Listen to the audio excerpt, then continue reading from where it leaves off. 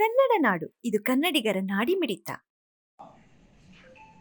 ಈ ಏನು ಈ ಗುಂಪು ಇರ್ತದೆ ಅವರು ಬೇಡಪ್ಪ ನಮ್ಗೆ ತೊಂದರೆ ಕೊಡಬೇಡಿ, ನಮ್ಮ ಪಾಡಿ ನಾವು ಇದೀವಿ, ಇದು ತಪ್ಪು ಅಂತ ಹೇಳ್ತಾರೆ.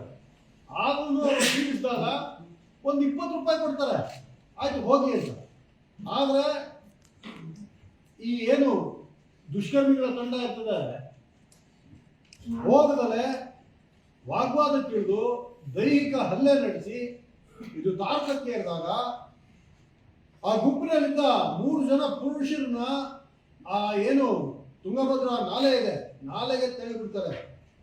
ನಾಲೆಗೆ ತಳ್ಳಿ ಅತ್ಯಂತ ಅಮಾನವೀಯವಾಗಿ ಅಲ್ಲಿದ್ದ 2 ಮಹಿಳೆಯರ ಮೇಲೆ ದೈಹಿಕ ಹಲ್ಲೆ ನಡೆಸಿದ್ದು ಮಾತ್ರ ಅಲ್ಲದೆ ಅದರ ಮೇಲೆ ಬಲಾತ್ಕಾರ ಮಾಡ್ತಾರೆ. ಇದೊಂದು ಬಹಳ ಅನ್ಫಾರ್ಚುನೇಟ್ ಇನ್ಸಿಡೆಂಟು. ಇದಾದ ಮೇಲೆ ಪಾಪ ಅವರು ಟೋಟಲಿ ಶಾರ್ಟ್ ಇರ್ತಾರೆ ಈ ಗುಂಪು. ಅದರಲ್ಲಿ 2 ವಿದೇಶಿ ಪ್ರಜೆಗಳಿದ್ದಾರೆ, ಅವ್ರಿಗೆ ಏನು ಎತ್ತಾಗೆ ಏನು ಗೊತ್ತಿಲ್ಲ. ಇನ್ನೂ 3 ಜನ ಅದರಲ್ಲಿ ಪುರುಷರು 3 ಜನ ನಾಲೆಗೆ ಬಿದ್ದಿದ್ದಾರೆ. Totally helpless kind of a condition. Somehow luckily ಇದು ಇಮಿಡಿಯೇಟ್ ಆಗಿ ಸ್ಥಳೀಯರಿಂದ ಕೆಲವೇ ಕ್ಷಣಗಳಲ್ಲಿ ನಮ್ಮ ಪೊಲೀಸ್ ಅಧಿಕಾರಿಗಳಿಗೆ ಠಾಣೆಗೆ ಗೊತ್ತಾಗ್ತದೆ. ಅಲ್ಲಿಂದ ನಡೆದ ಈ ಘಟನಾವಳಿ ಒಂಥರ ಯಾವುದೇ ಕಥಾನಕಗಳಿಗೆ ಕಡಿಮೆ ಇಲ್ಲ. ಕೂಡಲೇ ಅಂದಿನ DSP ಪ್ರಕಾಶ್ ಜುಟ್ಟಲ್ ಅವರು ಸಿದ್ಲಿಂಗಪ್ಪ ಜುಟ್ಟಲ್ ಸೋಮಶೇಖರ್ ಜುಟ್ಟಲ್ ಅವರು ಅಂದಿನ ದಿವಸ PI ಇದ್ರು, ಈಗ DSP ಆಗಿದ್ದಾರೆ. ಈಗ DSP ಆಗಿ ರೈಲ್ವೇಸ್ ಅಂತಿದ್ದಾರೆ. ಸೊ ಇವರಿಬ್ಬರಿಗೆ ಮಾಹಿತಿ ಬರ್ತದೆ. ಮಾಹಿತಿ ಬಂದ ಕೂಡಲೇ ಸ್ಥಳಕ್ಕೆ ಧಾವಿಸ್ತಾರೆ. ಸ್ಥಳಕ್ಕೆ ಧಾವಿಸಿದಾಗ ಏನು ಈ ವಿಕ್ಟಿಮ್ಸ್ ಇರ್ತಾರೆ ಒಂಥರ ಶಾಕ್ನಲ್ಲಿ ಇರ್ತಾರೆ. ಸಂಪೂರ್ಣ ಮಾಹಿತಿ ಅವ್ರಿಗೆ ಆ ಕ್ಷಣದಲ್ಲಿ ನೀಡೋ ಪರಿಸ್ಥಿತಿಯಲ್ಲಿ ಅವ್ರು ಇರಲ್ಲ. ಕೇವಲ ಒಂದು ಹಲ್ಲೆ ಬಗ್ಗೆ ಮಾಹಿತಿ ಕೊಡ್ತಾರೆ. ಆಗ ನಮ್ಮ ಪೊಲೀಸ್ ಅಧಿಕಾರಿಗಳು ಅವರು ಇನ್ನೂ ವಿವರವಾಗಿ ಕೇಳ್ತಾರೆ. ಕೇಳಿದಾಗ ಇನ್ನೂ ಅಷ್ಟು ಅವರು ರಿಸೀವ್ ಮಾಡೋ ಪರಿಸ್ಥಿತಿಯಲ್ಲಿರಲ್ಲ. ಆ ಪರಿಸ್ಥಿತಿಯ ಒಂದು ತೀವ್ರತೆಯನ್ನು ಮನಗಂಡು ಪೊಲೀಸ್ ಅಧಿಕಾರಿಗಳು ಅವ್ರಿಗೆ ಆ ಕೂಡಲೇ ವೈದ್ಯಕೀಯ ನೆರವಿಗಾಗಿ ಅವ್ರನ್ನ ಆಸ್ಪತ್ರೆಗೆ ಶಿಫ್ಟ್ ಮಾಡ್ತಾರೆ. ಆಸ್ಪತ್ರೆಗೆ ಶಿಫ್ಟ್ ಮಾಡಿ ಬಹಳ ಡೀಟೇಲ್ ಆಗಿ ಅವ್ರನ್ನ ಕೇಳಿದಾಗ ಈ ರೀತಿ ಘಟನಾವಳಿ ಆಗಿರೋದು ಅವ್ರಿಗೆ ಗಮನಕ್ಕೆ ಬರುತ್ತೆ. ಆ ಕೂಡಲೇ ನಮ್ಮ SP ಅವರು ಅವ್ರಿಗೆ ಈ ಮಾಹಿತಿ ಗೊತ್ತಾಗಿ ಅವರು ಇಮಿಡಿಯೇಟ್ ಆಗಿ ನಮ್ಮ SP ರಾಮ್ ಅರಸಿದ್ದಿ ಅವರು ಕೂಡಲೇ ಸ್ಥಳಕ್ಕೆ ಬರ್ತಾರೆ. ರಾತ್ರೋರಾತ್ರಿ ಆಗಲೇ ಮಧ್ಯರಾತ್ರಿ ಆಗೋಗ್ಬಿಟ್ಟಿರುತ್ತೆ. ಬಂದು ನೋಡಿದ್ರೆ ಇದು ಈ ಥರ ತೀವ್ರತೆ ಅರ್ಥ ಆಗ್ತದೆ. ಆ ಕೂಡಲೇ ಕ್ರೈಮ್ ಟೀಮ್ಗಳನ್ನ ರಚಿಸ್ತಾರೆ. ಏನಂತ ಮಹಾ ಸುಳಿವುಗಳಿಲ್ಲ. ಓಕೆ, ಯಾಕೆಂದ್ರೆ ವಿದೇಶಿ ಪ್ರಜೆಗಳು ಅವರಿಗೆ ಈ ಲೋಕಲ್ ಆಗಿರೋರ ಬಗ್ಗೆ ಪರಿಚಯ ಇರೋದು ಐಡಿಯಾ ಇಲ್ಲ. ಉಳ್ಳವರು ನಾಲೆ ಬಿದ್ದಿದ್ದಾರೆ. ಬಹಳ ಒಂದು ಸಂದಿಗ್ಧವಾದ ಪರಿಸ್ಥಿತಿ. ಅದರಲ್ಲಿ ಡೇನಿಯಲ್ ಎಂಬಾತ ಈ ಸಂಘರ್ಷ ಆಗ್ತಿದ್ದಾಗ ಅವರ ಮೊಬೈಲ್ನಲ್ಲಿ ಒಂದು ಮಸುಕುಮಾಸ್ತಾದ ಒಂದು ಚಿತ್ರ ತೆಗೆದಿರ್ತಾರೆ. ಇದು ನಮಗೆ ಬಹಳ ಬ್ರೇಕ್ ಥ್ರೂ ನಮಗೆ ಕೊಡ್ತದೆ. ನಮ್ಮ ಪೊಲೀಸ್ ತಂಡ ಈ ಫೋಟೋಗ್ರಾಫ್ ಹೇಳ್ತೀನಿ ಎಲ್ಲ ನಾನು ಮುಗಿಸ್ಬಿಟ್ಟು ನಮಗೆಲ್ಲ ಆಮೇಲೆ ಎಲ್ಲ ಕ್ವಶನ್ಸ್ಗೂ ರಿಪ್ಲೈ ಮಾಡ್ತೀನಿ. ಓಕೆ,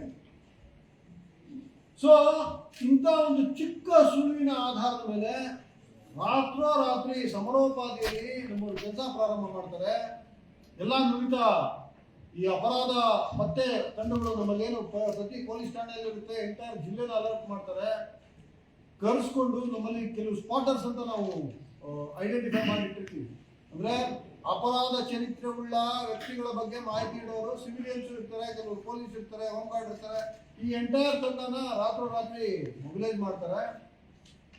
ಚಿಕ್ಕ ಸುಳಿವು ಏನ್ ಸಿಕ್ತು ಅದರ ಆಧಾರದ ಮೇಲೆ ಬಹಳ ಒಂದು ಉತ್ತಮವಾದ ಕಾರ್ಯಾಚರಣೆಯ ಫಲವಾಗಿ ಬೆಳಿಗ್ಗೆ ಸುಮಾರು 7 ಗಂಟೆ ಅಷ್ಟೊತ್ತಿಗೆ ಈ ಪ್ರಕರಣದ ಪ್ರಮುಖ ಆರೋಪಿ ಮಲ್ಲೇಶ ಅಲಿಯಾಸ್ ಅಂಡಿ ಮಲ್ಲ ಅಲಿಯಾಸ್ ಮಲ್ಲಯ್ಯ ಈತನನ್ನ ನಮ್ಮವರು ಯಶಸ್ವಿಯಾಗಿ ಈತನನ್ನ ವಶಕ್ಕೆ ಪಡ್ಕೊಂಡು ವಿಚಾರಣೆ ಪ್ರಾರಂಭ ಮಾಡ್ತಾರೆ.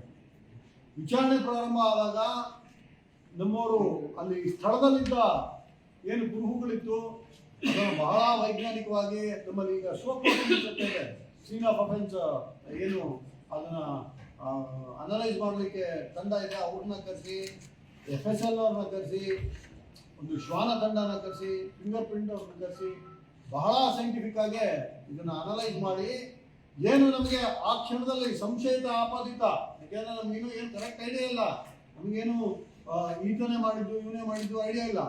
ಈ ಎಲ್ಲ ಸಾಕ್ಷ್ಯಾಧಾರಗಳನ್ನ ತಾಳೆ ಹಾಕಿ ಒಂದು ಕ್ವಿಕ್ ಆಗಿ ಒಂದು ಕ್ವಶನ್ ರೆಡಿ ಮಾಡ್ಕೊಂತಾರೆ. ಏನು ಕೇಳ್ಬೇಕು ಈ ಸಂಶಯಿತ ಆಪಾದಿತನ ಅಂತ ಕ್ವಶನ್ ಹಾಕಿ ಒಂದೊಂದಾಗಿ ನಾವು ನಮ್ಮಲ್ಲಿದ್ದ ಸಾಕ್ಷ್ಯಾಧಾರಗಳನ್ನ ಕ್ರಾಸ್ ಮಾಡ್ತಾ ಹೋದಾಗ ಒಂದು ಪಾಯಿಂಟ್ ನಲ್ಲಿ ಈ ಆರೋಪಿ ತಪ್ಪು ಒಪ್ಕೊಂಡು ಒಂದು ಮಿನಿಮಲ್ ಇನ್ಫಾರ್ಮೇಶನ್ ಕೊಡ್ತಾನೆ. ಕಂಪ್ಲೀಟ್ ಮಾಹಿತಿ ಕೊಡಲ್ಲ, ಆ ಕ್ಷಣದಲ್ಲಿ ಒಂದು ಮಿನಿಮಲ್ ಇನ್ಫಾರ್ಮೇಶನ್ ಕೊಡ್ತಾನೆ. ಆ ಏನು ಮಿನಿಮಮ್ ಇನ್ಫಾರ್ಮೇಶನ್ ಆಧಾರದ ಮೇಲೆ ಇಮಿಡಿಯೇಟ್ ಆಗಿ ನಮಗೆ ಗೊತ್ತಾಗುತ್ತೆ ಒಬ್ಬ ಆರೋಪಿ ಇಲ್ಲೇ ಸ್ಥಳೀಯವಾಗಿದ್ದಾನೆ, ಇನ್ನೊಬ್ಬ ಇರೋದು ಡೌಟ್ ಅಂತ ಗೊತ್ತಾಗುತ್ತೆ. ಆ ಕೂಡಲೇ ನಮ್ಮ ಪೊಲೀಸ್ ತಂಡ, ನಮ್ಮ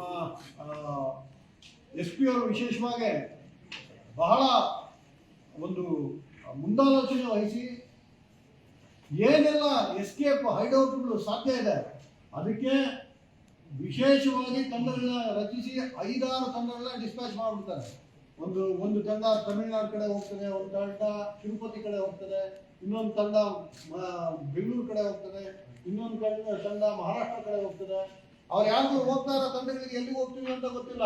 SP ಅವರು ಫೋನ್ ಮಾಡಿ ಹೇಳ್ತಾರೆ ಹೋಗ್ಬೇಕು, ನಾವು ಏನು ಟಾಸ್ಕ್ ಏನು ಅಂತ ಮುಂದೆ ಹೇಳ್ತೀವಿ ಅಂತ.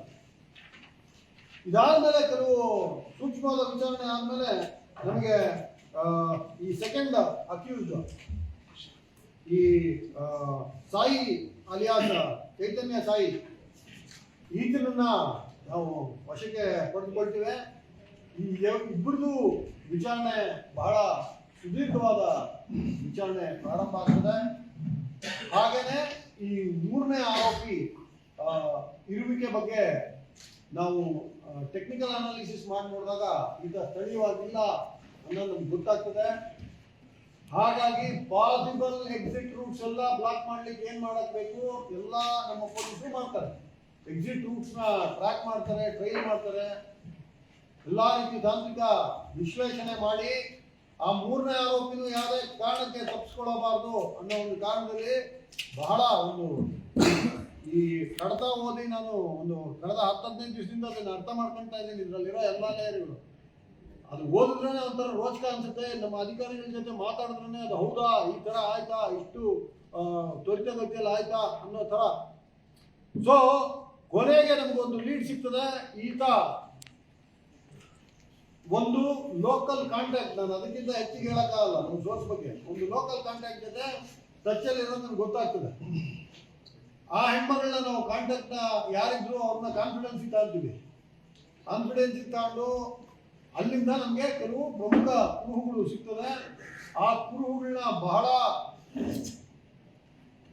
ಬಹಳ ಟೆಕ್ನಿಕಲ್ ಆಗಿ ಅನಲೈಸ್ ಮಾಡಿ ವಿ ಸ್ಟಾರ್ಟ್ ಕ್ಲೋಸಿಂಗ್ ಇನ್ ಅಂತ ಅಕ್ಯೂಸ್. ಅವನ ಎಲ್ಲಿ ಇರ್ಬೋದು, ಹೇಗಿರ್ಬೋದು ಅಂತ ನಮ್ಮ ಬೇರೆ ಬೇರೆ ಪರಿಣಿತರ ಒಂದು ಅವರ ಅನುಭವ, ಅವರ ನುರಿತ ಒಂದು ಟೆಕ್ನಿಕ್ಸು, ಹಾಗೆ ನಮ್ಮ SP ಅವರು ಟೆಕ್ನಿಕಲ್ ಅನಾಲಿಸಿಸ್ ಮಾಡಿ ಬಹಳ ಒಂದು ವಿಶೇಷವಾಗಿ ಬಹಳ ಚೆನ್ನಾಗಿ ಕೆಲಸ ಮಾಡಿ ಕೊನೆಗೆ ಇದನ್ನ ನಮ್ಮ ಏನು Chennai railway station Marina beach ಇರ್ತದೆ, ಅಲ್ಲಿಂದ ನಮ್ಮವರು ಪಿಕಪ್ ಮಾಡ್ತಾರೆ. ಸೊ ಇಲ್ಲಿಗೆ ಇದು ಒಂದು ಹಂತಕ್ಕೆ ಬಂತು. ಏನು FIR ರಿಜಿಸ್ಟರ್ ಆಯಿತು, ಅದಾದಮೇಲೆ ಅಕ್ಯೂಸ್ಡ್ ಸೆಕ್ಯೂರ್ ಆದ್ರು. ಆದರೆ ಮುಂದಕ್ಕೆ ಬಹಳಷ್ಟು ಚಾಲೆಂಜಸ್ ಇರ್ತದೆ. ಏನು ಚಾಲೆಂಜಸ್ಸು? ಇವ್ರು ಏನು ನೊಂದ ವಿಕ್ಟಿಮ್ಸ್ ಇರ್ತಾರೆ, ಅವರು ಬೇರೆ ದೇಶದವರಾಗಿರ್ತಾರೆ, ಅವ್ರವ್ರ ದೇಶಕ್ಕೆ ಹೋಗ್ಬೇಕಾಗಿರ್ತಾರೆ. ಹಾಗಾಗಿ ಎಲ್ಲ ಪ್ರಕ್ರಿಯೆಗಳನ್ನ ಬಹಳ ತ್ವರಿತಗತಿಯಲ್ಲಿ ಬಹಳ ಸೈಂಟಿಫಿಕ್ ಆಗಿ ನಮ್ಮನ್ನು ಮಾಡಿಸಿ ಒಂದು ರಿಕಾರ್ಡರ್ ಟೈಪ್ ಅನ್ಬೋದು. ಇದು ಎಷ್ಟೋ ಜನ ನಮ್ಮ ಅಧಿಕಾರಿಗಳು 2.5 ತಿಂಗಳು ಮನೆಗಳಿಗೆ ಹೋಗಲಿಲ್ಲ, ನಿದ್ದೆ ಮಾಡಿಲ್ಲ. ಆ ಒಂದು ಸ್ಪೀಡ್ನಲ್ಲಿ ನಮ್ಮವರು ಬಹಳ ಉತ್ತಮವಾದ ಒಂದು ತನಿಖೆನ ಮಾಡಿ 2.5 ತಿಂಗಳೊಳಗಡೆ ಅದನ್ನ ಚಾರ್ಜ್ ಶೀಟ್ ಫೈಲ್ ಮಾಡ್ತಾರೆ. 30th of May 2025 charge sheet file ಆಗ್ತದೆ. ಮತ್ತೆ ನಾನು ಡೇಟ್ ನಿಮಗೆ ಟೈಮ್ ಲೈನ್ ಬಹಳ ಸ್ಪಷ್ಟವಾಗಿ ಹೇಳ್ತೀನಿ ನೋಡಿ. 6ನೇ ತಾರೀಕು ಘಟನೆ ಆಯಿತು, 6ನೇ ತಾರೀಕು ಮಾರ್ಚ್ಗೆ. 7ನೇ ತಾರೀಕು FIR ರಿಜಿಸ್ಟರ್ ಆಯಿತು. FIR ಸೆಕ್ಷನ್ಸು ತಮಗೆ ಓದಿ ಹೇಳ್ತೀನಿ. 309 ಸಬ್ಸೆಕ್ಷನ್ 2 ಭಾರತೀಯ ನ್ಯಾಯ ಸಂಹಿತೆ, 311 64 ಸಬ್ಸೆಕ್ಷನ್ 2, 70 ಸಬ್ಸೆಕ್ಷನ್ 1, 109 103 ಸಬ್ಸೆಕ್ಷನ್ 3 ಮತ್ತೆ ಸಬ್ಸೆಕ್ಷನ್ 5 ಭಾರತೀಯ ನ್ಯಾಯ ಸಂಹಿತೆ. ಇದು ಒಂಥರ ಏನೆಲ್ಲ ಪನಿಷಬಲ್ ಅಫೆನ್ಸಸ್ ಮೇಜರ್ ಇದೆ ಎಲ್ಲ ಆಗೋಗಿರೋಂಥ ಒಂದು ಬಹಳ ಘೋರ ಅಪರಾಧ ಇದೆ. ಸೊ ಈ ಥರದ ಘೋರಾಪರಾಧದ ತನಿಖೆಯನ್ನು ಬಹಳ ಚಾಲೆಂಜಿಂಗ್ ಆಗಿರ್ತದೆ. ಇದನ್ನ ಒಂದು ರೆಕಾರ್ಡ್ ಟೈಮ್ನಲ್ಲಿ 30th of May 2025ಗೆ ನಮ್ಮವರು ಚಾರ್ಜ್ ಶೀಟ್ ಫೈಲ್ ಮಾಡ್ತಾರೆ. ಈ charge sheet almost 750 document produce ಮಾಡ್ತಾರೆ. 750 ಡಾಕ್ಯುಮೆಂಟ್ಸ್ ಪ್ರೊಡ್ಯೂಸ್ ಮಾಡ್ತಾರೆ.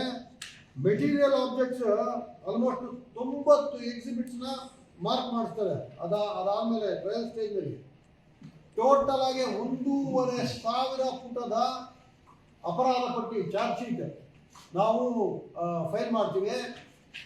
ಮಾನ್ಯ ನ್ಯಾಯಾಲಯ second additional district first additional district and sessions court ಮಾನ್ಯ ನ್ಯಾಯಾಲಯ ಇದ್ರದ್ದು ಕಾಗ್ನಿಸೆನ್ಸ್ ತಗೊಂಡು ಚಾರ್ಜಸ್ ಫ್ರೇಮ್ ಮಾಡಿ ಇದಕ್ಕೆ ಸತ್ರ ನ್ಯಾಯಾಲಯದ 2403/2025 ಈ ಸಂಖ್ಯೆ ಕೊಟ್ಟು ಮಾನ್ಯ ನ್ಯಾಯಾಲಯ ಟ್ರಯಲ್ ಸ್ಟಾರ್ಟ್ ಮಾಡ್ತದೆ.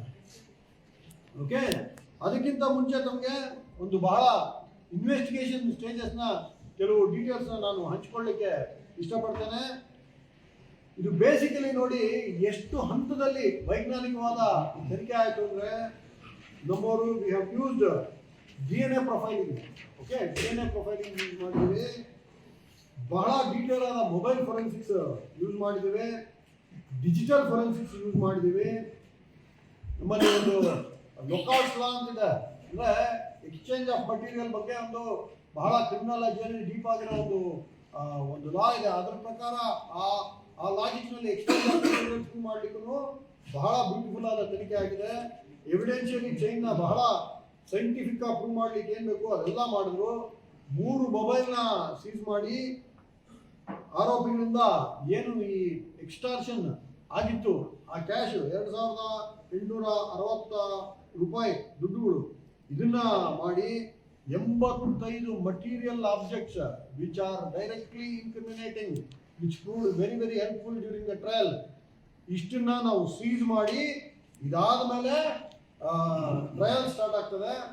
ಟ್ರಯಲ್ ಸ್ಟಾರ್ಟ್ ಆದಾಗ ಮಾನ್ಯ ನ್ಯಾಯಾಲಯವು 10/7/2025ಕ್ಕೆ ಈ ಪ್ರಕರಣದ ವಿಚಾರಣೆ ಟ್ರಯಲ್ ಸ್ಟಾರ್ಟ್ ಮಾಡ್ತದೆ. ಬಹಳ ಕಾಂಪ್ಲೆಕ್ಸ್ ಟ್ರಯಲ್ ಇದು, ಬಹಳ ಚಾಲೆಂಜಸ್ ಇತ್ತು.